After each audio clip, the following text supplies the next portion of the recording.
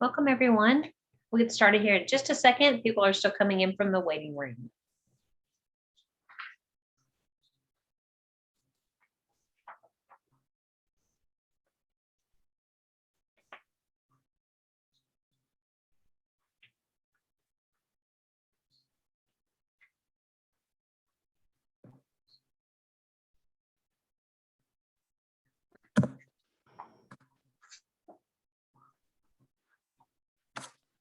I think we've got everybody in. Welcome everyone to the kickoff of the Peer Support Supervisor Affinity Group under INTAC. For those of you who are not familiar with INTAC, this may be the first time that you're on one of our Affinity Group meetings. Let me give you just a little bit of information. If there is any type of security issue while we are meeting, the session is going to immediately end. You will not be able to resume by the same link. A separate email is going to go out that will give you further instructions. And just so that you know, this presentation was prepared for INTAC under a cooperative agreement with SAMHSA. Quickly, INTAC, which is the National Training and Technical Assistance Center, is a multidisciplinary team. These are all the partners that are in INTAC. CARS is INTAC Central. That's a Center for Applied Research Solutions. And you can see that we all partner well, and we cover all the different child serving systems and areas with Georgetown and Change Matrix, the American Academy of Pediatrics, Georgetown University Hospital, the Texas Institute for Excellence, FREDLA, which I am with, and Youth Move National. Our goal is that all children, youth, young adults, and families with emotional or behavioral health needs can access evidence-based treatment and recovery services in a well-coordinated system of care. We serve a large audience, cross-sector audiences of state and local agency leaders, the mental health workforce, that includes social workers, clinicians, home visitors, primary care providers, school workforce, all types of community-based providers, peer supervisors and peer providers, and family partners. This gives you a quick view of the types of services that we provide. There are no cost training. There's no cost technical assistance and consultation, and we have a lot of resources both on the website and resources that we develop based on the needs that you express, pulling in research, cutting edge innovation, and practice-based evidence that's also going on out there. So there's individual consultation. We do have peer learning exchanges like this Affinity group. There's customized coaching, training academies, communities of practice. We often put out 5 things digest, which are digestible pieces of information on particular topics, podcasts, practical tools, and there's a whole lot more that we do. Hi, my name is Adamina Tankersley. I'm one of the co-facilitators for today. You just heard from Millie Sweeney. She's a TA specialist with the INTAC team, Department of Deputy Director of FREDLA. Originally had Michelle Vance that would be joining us today. However, Michelle had something in her schedule. Joshua Calorino is going to be being co-facilitating in his stead. I apologize ahead of time for being off camera. I'm still healing from a surgery that I had, but no worries, we'll be moving forward. So welcome everyone. Thank you for taking out the time to attend this training. I hope that we're able to gather the information necessary to give you a robust training and get that spelled out for you today. All right, next slide. Adamina, did you want to say a little bit about yourself, your background? Oh, I'm sorry. Peer support? I'm a TA specialist with the INTAC team. I'm also a family member, a family support specialist. I am raising a child with mental health and behavioral health uniqueness and concerns. I also am the president of the Philadelphia Family Voices out of Pennsylvania. It's a nonprofit organization that supports families raising children with mental health or behavioral health concerns. Thank you. Joshua, do you want to introduce yourself as well? I certainly can. Can I be heard? I believe I can. Hello, everyone. My name is Joshua Calorino. I'm coming from Miami, Florida, as you can tell by my background here. For luckily enough, for the screen that we have in front of us, the TA specialist and tag team youth program specialist and Youth Move National all kind of fit me as well. So you know that little bit about me. I have lots of experience in the peer support, being a peer support specialist myself in Florida, registered and certified through the state, along just with my personal lived experience and my experience working with the Federation of Families Miami-Dade chapter, now Youth Move National, and also being a training coordinator at the South Florida Wellness Network, once again, here in Florida and Broward County. So that's a little bit about my experience. Thanks, Joshua. And I'm Millie Thank Sweeney. you. I am with FREDLA, Family Run Executive Director Leadership Association. We're a national family run organization and an association of family run organizations across the nation. I am a clinician by training, but also a parent of 2 children with emotional and behavioral challenges, one of whom is transgender. And I have been using my professional and personal experience in the realm of peer support, particularly family peer support, parent peer support, for the past 20 or so years. I'm also one of the trainers and developers of the National Parent Peer Support Practice Model, and have done supervision of parent peer support providers for a number of years. I have to say it's probably my favorite thing that I've ever done, is working with parents and helping them grow as they help other parents. So I'm excited that we're kicking off this affinity group. Thank you, Millie. I appreciate that. So welcome, everyone. Thank you so much for taking out the time. The purpose of the Peer Support Supervisors Affinity Group is so that we can, what we want to do is for this affinity group is get options for structures, get the topics that we need to discuss or that you have discussed, and also set up for next sessions. And if you could take your time to introduce yourself in the chat box, we would appreciate it. As we get started, we wanted to ask a quick question just to get people kind of talking to each other. This is your typical icebreaker. But if you were in the profession that you dreamed about as a child, what would your job be today? Put that in the chat box. I have to tell you, I was obsessed with Princess Diana. And so what I wanted my job to be was princess. Obviously that didn't exactly come true. You're a princess in your own right. Maybe in my home sometimes. So Alice wanted to be a state trooper.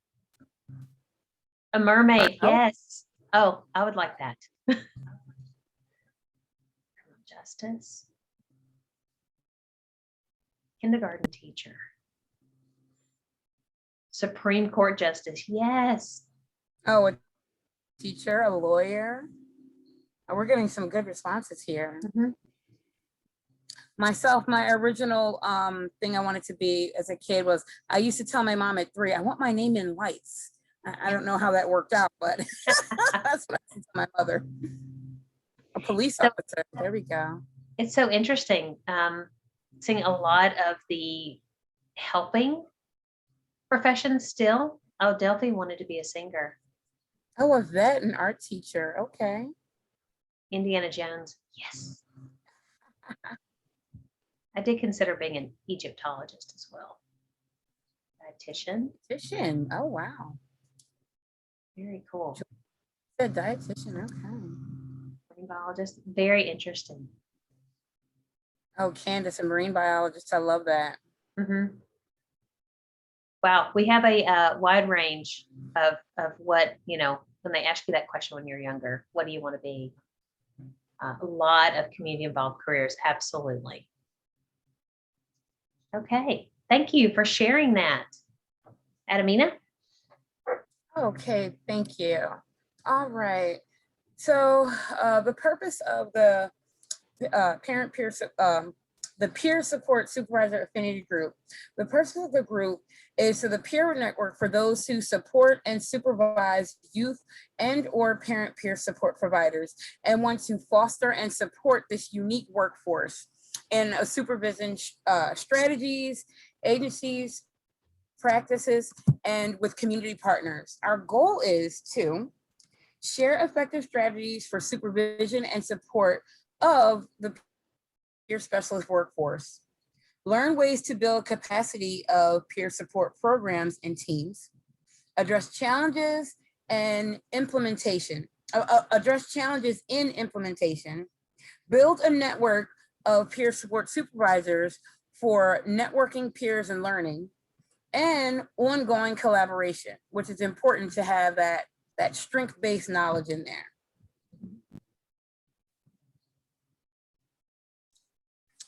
And with that, I'm actually going to go ahead and jump in for this slide. We're going to be discussing is the unique workforce of youth peer support and that being defined. So with that, youth peer support is a peer delivered service for youth and young adults. It is designed to support youth and young adults through shared activities and interventions in the form of direct peer support, information sharing, and skill building.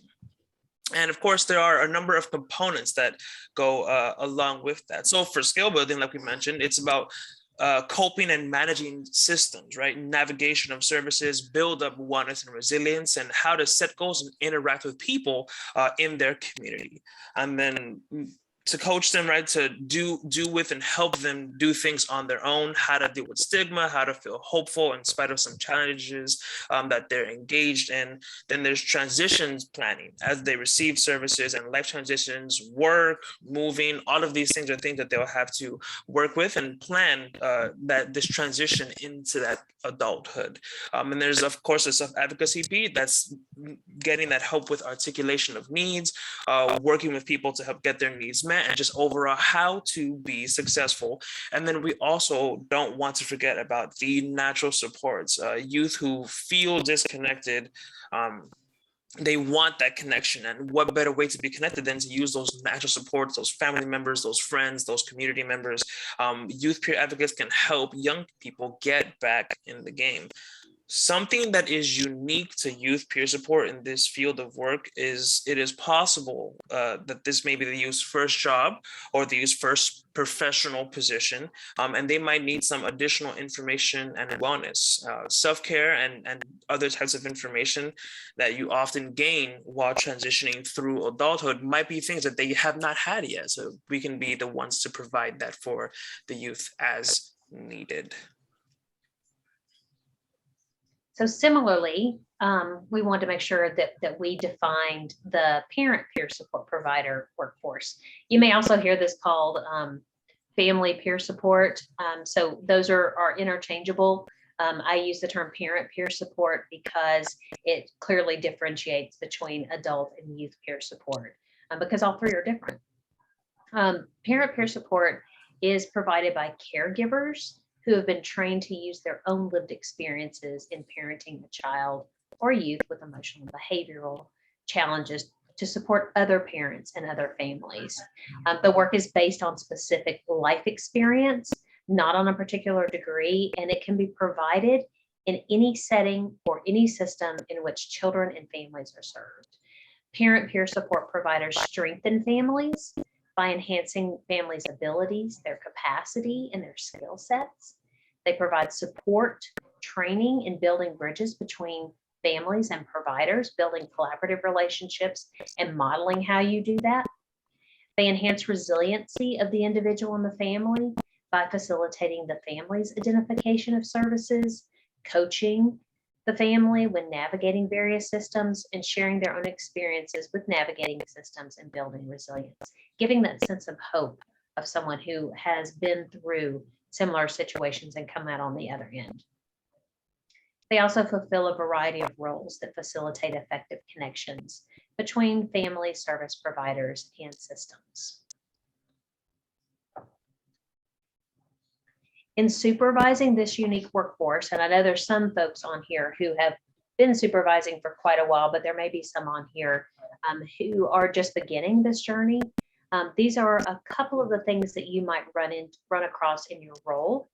There's a need to have an understanding of how youth and parent professionals operate in various systems so that you can constructively channel their passion. They come to this work because they want to help someone else, not necessarily for a 9-to-5 job. And they're very passionate about doing that. And that passion can be very powerful when it's constructively channeled. You will have to balance a dual role. You are an authority figure in your organization as a supervisor, but you also tend to be an informal support for those that are on your team.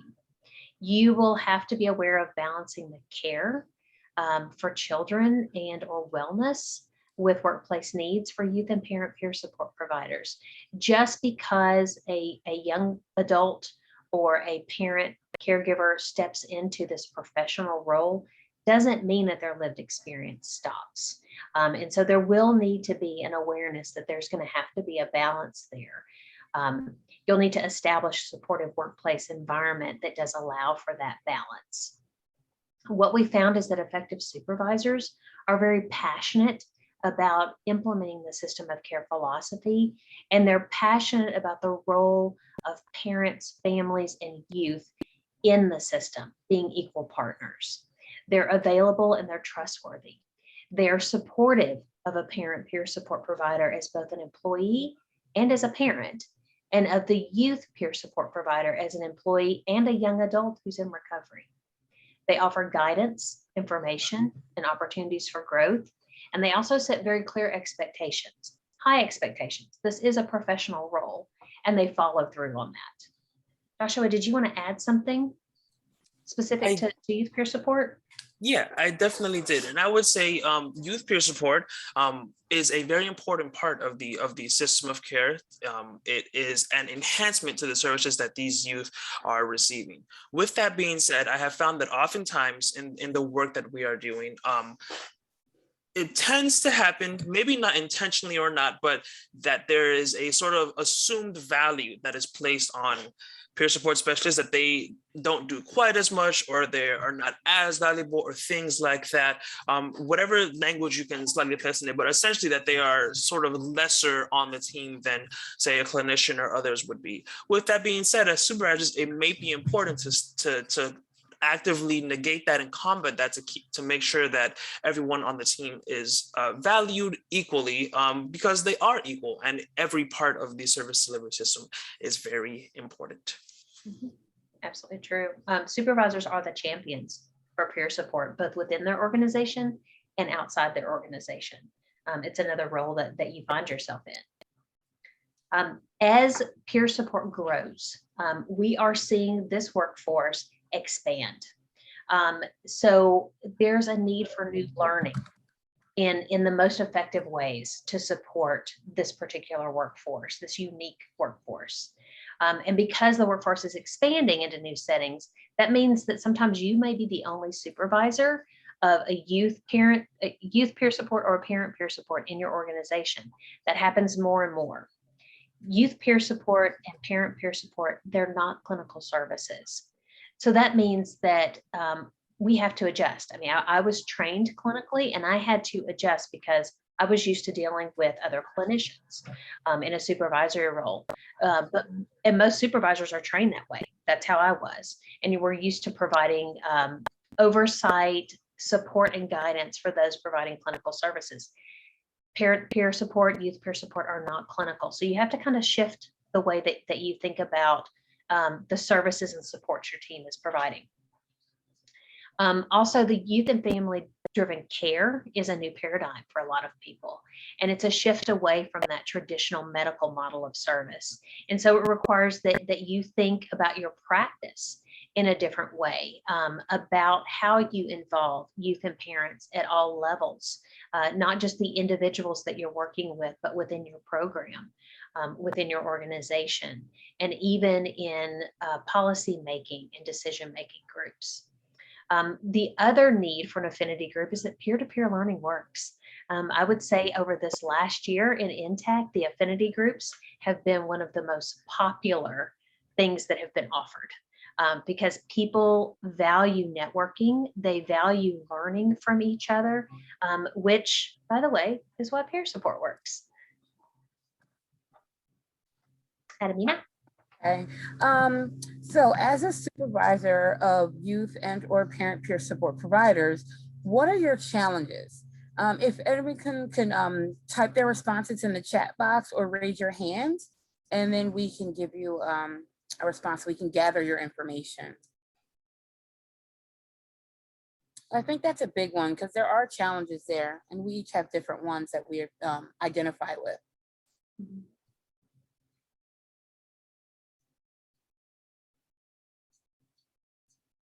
I know in supervision, one of the things, documentation. Yes, Christina. Documentation is true. There we go. Thank you. I was about to say that was a constant thing that we talked about. Peers come to this work not having, I mean, they come from all sorts of previous professions and jobs, and probably never had to do mental health documentation. All right, I saw, let me see. Rochelle wrote boundaries of self-care. Alexis said, we struggle with clinical teams not seeing the peer as equal or part of the service program team. That's very true. I got that a lot. That's what Joshua was talking about. He did speak about that. Integrating the youth peer provider with the clinical team. No, Fran, you are so right. Maintaining fidelity with pressure for productivity based on Medicaid bills. Yeah, this is not your 45, 50-minute therapy session. It's not a clinical service. And a lot of people don't understand that. Yeah. Right. Joy, I do agree. Not understanding the peer's role. So many times I had to explain what my role was and what I actually did, not only to the clinical team, but also to the families that I'm supporting, because it is such a new role in many instances. Joy, is that a challenge for other people not understanding that, or for you as a supervisor understanding the full scope of the peer role? I'm thinking as a supervisor that supervisors quite don't understand like the system of care philosophies and principles, and because they are so clinically focused, it's hard sometimes to incorporate those system of care values. And if a supervisor doesn't even know what system of care is, or that it's strength-based and person-driven, and how are they going to be able to share that and role model that with the folks that they're supervising? So it's really too is kind of going back and helping supervisors to understand like what is recovery oriented system of care. What does that look like? What's the shift look like? Because I feel like if you don't have that, it's kind of hard. It's a little harder to supervise. Thank you for sharing that. Yeah. And Alice shared traditional providers and others not seeing the value of youth peer supports and youth voice. That's really true. I think a lot of times when we see youth, we automatically label them as, oh, well, they don't know what they're talking about, instead of seeing the value of their point of view and their experience. And I think it's really important that we value that and we actually listen to what has to be said and how it's expressed, because that gives help in all different areas. That lived experience is so needed. Absolutely. Youth are the experts in their own lives. Absolutely. I love that. Yeah. And these are all things we want to address here. Go ahead, Joshua. Absolutely. This is so helpful. Would also add that not only are youth experts in their own life, but who better to navigate and know where the holes are, where the chinks are, where the cracks are, where the system is broken, than the individual who had to quite literally go through that system to get the services to help turn around their entire lives. They would have the most keen insight into what all is needed. So youth voice can be very valuable in making these changes for positive outcomes. Absolutely. Thank you, Joshua. All right. And Candace shared, helping the staff to manage the needs of the people they are supporting while keeping with their max number of work hours each week. Oh, that's true. That's true.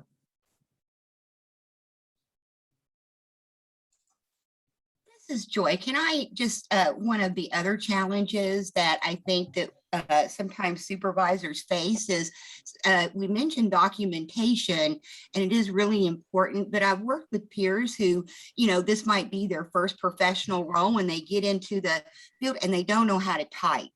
And so if you don't know how to type, I mean, if you're a hunter and a pecker, but some folks don't even, that is a challenge. So it's up to the supervisor to give that peer the support they need so that they can do their job and their documentation. And I don't know what that would look like, tutorials or finding places that, have typing classes, or doing a talk to text on the screen, make those accommodations. I don't know, but it's something simple like typing, but for some folks that's a huge barrier and a challenge.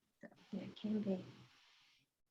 So Adamina, I'm seeing a lot of operational things, professional development things. These are all some of the reasons that kept cropping up that Right. we've heard the need for an affinity group to talk about it, to share ways to be more effective in supporting this workforce. So Yes. exactly what we're looking for. Thank you. Thank you so much. See, this is very helpful, everything that everyone is sharing, your answers. I appreciate it. Okay, this is our next question. And just as before, please type your response in the box or raise your hand. And the question is, as a supervisor of youth and or parent peer support providers, what would you like or need to learn? And please just either raise your hand or type your response in the chat. And Joey, that's okay. We're not such a big group that someone can just unmute and speak if you need to. Oh, yes, that's fine also. That's fine. Goal setting. Delphina shared goal setting. And I think I also saw Christina said limited credentialing. Delphi, goal setting for yourself as a supervisor, in helping to set goals for those parent peer support providers, or do you mean goal setting as a professional development area for the parent peer support providers? Because it's really both.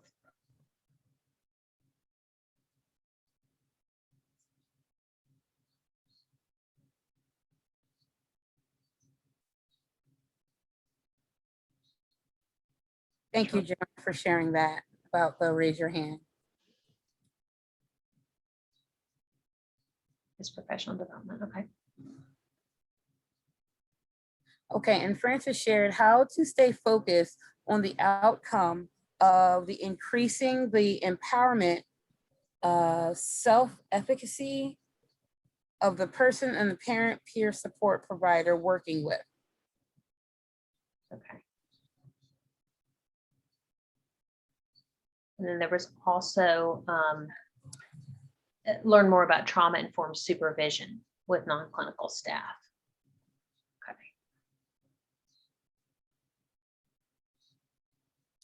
This is Fran. I obviously shouldn't be multitasking. So what I was really saying with empowerment is I think a lot of times because we in peer supervision have been trained in clinical, we tend to focus on the symptomology of who is being helped rather than focusing on empowerment and what the peer support person is doing that really fosters that empowerment of the person they're working with. Does that make more sense than whatever it is that I wrote? Yeah, it does. I mean, that's one of the biggest roles of a parent peer support provider and a youth peer support provider is to help build those skills so that young person or that caregiver is more empowered. It feels like they have the capacity to face challenges and to build relationships around a common outcome for themselves or for their child. Yeah. Ruby asked about more information about peer support not being clinical services. So I just want to clarify, is that one of the things that you would like to see come out of this group, one of the things you'd like to learn more, or is that something that you'd like us to talk a little bit more about right now? Right now, we'd like to have some more information on that. Okay. Well, I'll start off, and then Joshua and Adamina, you can definitely jump in on this one. So peer support is where someone is using their lived experience, what they have been through, in a professional way. It's a peer-to-peer relationship instead of a clinician to a patient or a client. So it's someone who is providing hope and providing guidance and some skill building, but they don't do therapy. They're not diagnosing. They should not even be suggesting certain medications. As an example, what my child takes, the medication they take for their ADHD symptoms works for them. But I am not, well, as a parent peer support provider, I'm not qualified to say, oh, yes, you need to take the same thing. What I can say is, wow, it sounds like that's something you're worried about. Would you like to talk to the doctor about it? What types of questions do you need to ask to get to the answer you're looking for about medication? So there's a difference in your approach. You're not providing, it is therapeutic, but you're not providing therapy. It's a lot of times you're also working on those basic needs and that empowerment, helping them build that confidence and that resiliency for the next thing that might happen. So y'all jump in. I would also just add, Millie, that was great. I love that. I would just add that you're also showing them I've been through a similar journey. Because a lot of times as a parent or even a youth going through what you're going through, you feel very alone on your journey. When you have challenges, many times you feel like you're by yourself and no one can relate to what you're going through. But I think when you have a peer introduced into that situation, that may be the first time that someone is like, oh, other people experience this. Oh, someone else have gotten to the other side. Because many times as a peer, when you're introduced into the peer situation, it's in the middle of what that person is going through. And if they can make a connection with someone that has been through a similar journey, not necessarily the same journey, but a similar journey, it can help to foster that hope of, oh, there are ways to get through this. There are ways to get to the other side of what I'm going through. Many times as a parent, there's a lot of guilt that's attached to being a parent of a child that has many challenges, and a parent peer support provider can give the parents other ways to think about that as it's not a guilt thing. These are just facts of what is occurring. I can't really speak too much on how youth are making their connection, but I'm quite sure it has a lot to do with that similar journey people go through. Joshua, did you want to add anything? I certainly can. And it's very similar in that way. It fuels connection. When you have individuals who are feeling the same experience and going through similar things, that connection is what really sometimes is all the individual is looking for. And that can be youth, it could be family.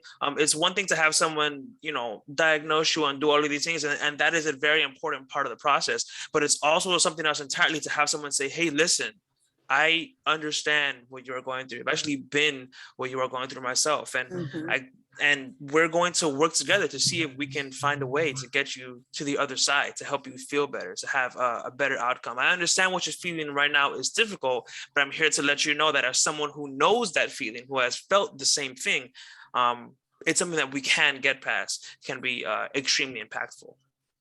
Absolutely, absolutely. Because many times when you're dealing with a family or even a youth that has gone through the system, a lot of times there becomes distrust of the system. And I find myself as a parent peer support provider, I'm oftentimes rebuilding that trust or asking them to just give it another chance, because you do need the system as well as the family in order to have the best outcome for the family and the youth. And sometimes when you understand, okay, this is what the system is doing and this is how I need it to work, when there's more understanding, it's easier to work as partners throughout the system.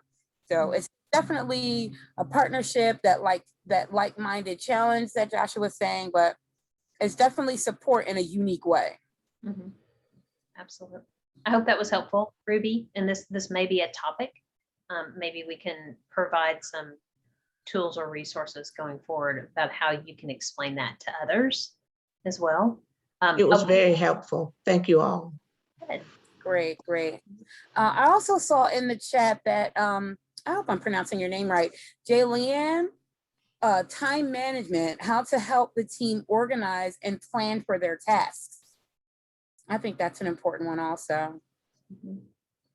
Sometimes I find myself, when one family may have more challenges than another, you do have to find that balance of building boundaries around being, spending too much time on one family and sliding into the time that you should be having for another family or even for yourself. So I think time management is something very important that we should discuss, like that topic.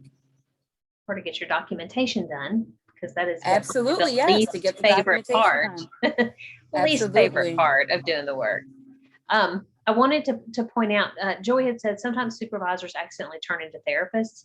And I do think that would be a great topic for one of our affinity groups, because I've seen that happen.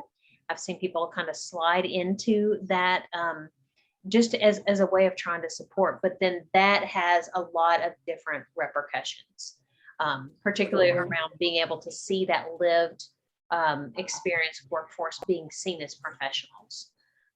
So that's I think that would be an important topic to cover in one of our affinity groups. I'm gonna go to the next one if we're ready. You ready, Adamina? Okay. Okay, so with the affinity group, what we want to do is make sure that we're meeting your needs, which is why we were asking some of those questions, because our topics are going to come from what you say in the field that you need. Structure is going to be important, so we've established a few parameters for the affinity group, and we've learned a few things over the last year of running affinity groups.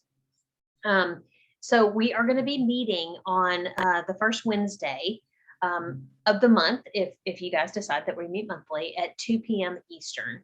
And that's 1 p.m. Central, 12 p.m. Mountain, and 11 a.m. Pacific. And it's important because we're working across time zones that we are aware of those type of differences. They will be 60 minutes in length, unless we have a need for more time. If we have a particular speaker to come in and talk, or if there's some other tool we want to go through or something like that. But essentially, it's going to be about 60 minutes long, so an hour. Sessions are going to be recorded so that members can access those archived recordings if you're unable to attend a meeting. And you only have to register once, and you have access to the whole series. Again, this is free. It is through INTAC, which is funded through SAMHSA. And we're going to use Google Docs for note taking, for sharing information, and that sort of thing from the different meetings. So, quick poll real quick. How often would you actually like to meet? Monthly, every other month, or quarterly? If you'll just answer the poll. I kind of thought this was the direction it was going to go in. Okay. Okay, it's looking, oh wait, we're about neck and neck with monthly. Oh, and we every other month. are.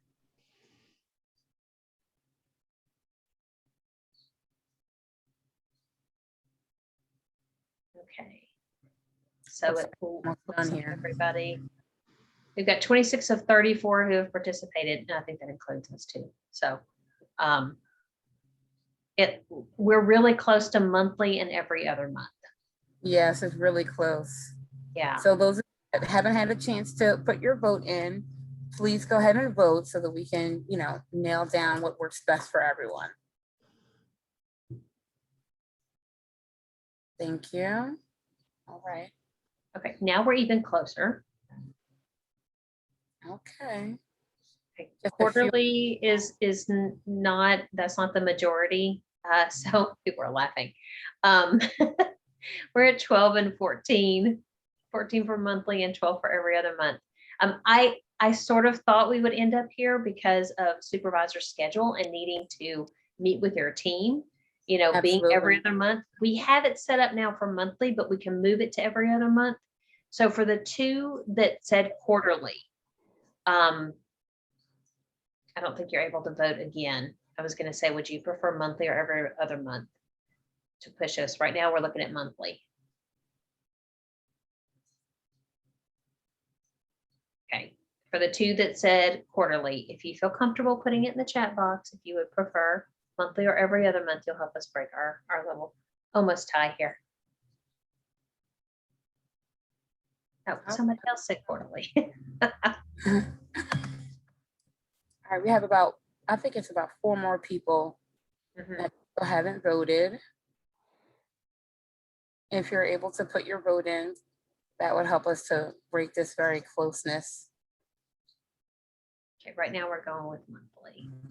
Remember, we are going to record these. You will have access to the notes.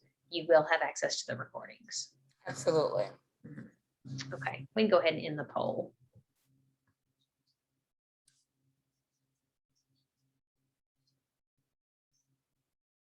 Right.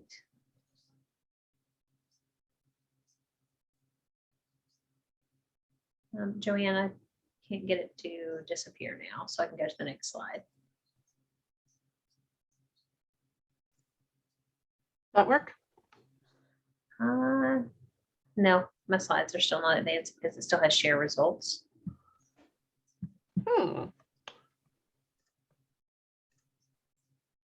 I stopped the sharing and closed it.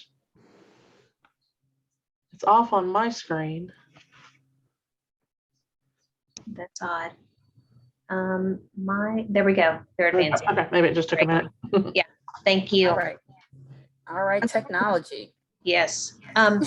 So the other thing we want to ask you about is, you know, we've also learned a couple things about structuring the meetings, and we want to make sure that the way that we set this up is helpful to you. And whenever we're thinking about that, we want to consider what you need most from the group, because that's going to inform the format. Do you need information? Do you want skill building and tools? Networking with peers? Do you want to have a time for brags and steals? In other words, this is something really great that we're doing that works, and somebody else will take that and say, "Oh, can I tweak that a little bit to fit my to fit my program?" I see Jacqueline has her hand up. Yes. Hi, everybody. I'm sorry I'm not on camera.